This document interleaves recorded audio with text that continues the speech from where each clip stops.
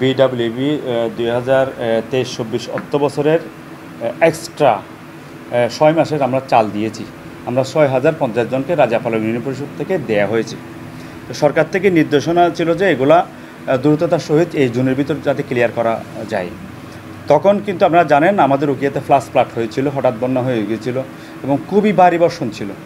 তখন আমি ইউনিয়ন পরিষদের এই উঠানটা চাউনি দিয়েছিলাম। 2টা গাড়ি স্ট্যান্ড বাই ছিল। 3 বস্তা আপনার 50 কেজি করে, একজনকে প্রতিজনকে 3 বস্তা 50 কেজি করে 150 কেজি, আর আরেক বস্তা 30 কেজি, মোট 180 কেজি চাল তারা পেয়েছে।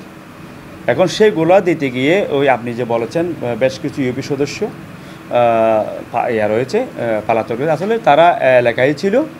এখানে মূলত তারা পালাতক হলেও আমরা এখানে 3 জন ইউপি সদস্য ছিল।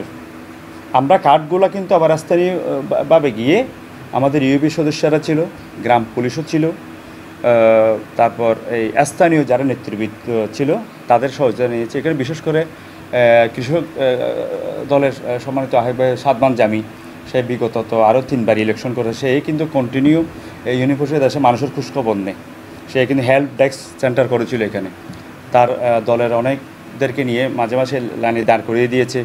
অনেক সময় সে আবার যারা কার্ড বাইরে বিক্রি করেছিল সেইগুলো কিন্তু আবার তাদেরকে থেকে জব্দ করে আমার হাতে দিয়েছিল কার্ডগুলো। আমি আবার ওই কার্ডগুলার এখানে কিন্তু একসাথে কিন্তু কার্ড করা যায় না। এখানে যার কার্ড তার আইডি কার্ড শো করতে হবে ওই বেনিফিশিয়ারির, তারপর সেই কার্ড পাবে। তা আমরা যখন কার্ড বিতরণের সময় ওই বেনিফিশিয়ারি অর্থাৎ ওই মহিলার তার স্বামী এখানে থাকতে হবে, কারণ এতগুলো চাল সে কীভাবে নেবে। তো এখানে মূলত আমি রাজনীতির ব্যক্তিত্ব, এখানে বিএনপির অঙ্গ সংগঠনের লোক ছিল, তাদের কাছে সাহায্য চেয়েছে, তারা আমাদেরকে সহযোগিতা করেছে।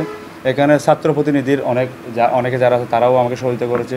এখানে ইসলামী ছাত্র শিবির বা জামাতের অনেক লোক, তারপরে আরও অনেক রাজনীতির ব্যক্তি আমাকে সহযোগিতা করেছে এই ব্যাপারে। এখানে যার কার্ড সেই করেছে, অথবা তার কোনো হয়তো তার সহযোগী, তার আত্মীয় বা তার স্বামী এসে বা তার শাশুড় এসে, তার ভাই এসে সেই কার্ড করে তারা নিয়েছে। আসলে জুলাই 2024 সালের অভ্যুত্থানের পর থেকে আমরা যারা এখানে নতুনভাবে আমি ভারপ্রাপ্ত চেয়ারম্যান হলাম, আমাকে আসলে সার্বিকভাবে যাই সকল রাজনৈতিক দল, বিশেষ করে জামাত, বিএনপি এবং আরও ছাত্র সমন্বয়ক, সবসময় তারা এসে আমাকে সহযোগিতা করেছে। আমি তাদের থেকে সহযোগিতা চাই সবসময়।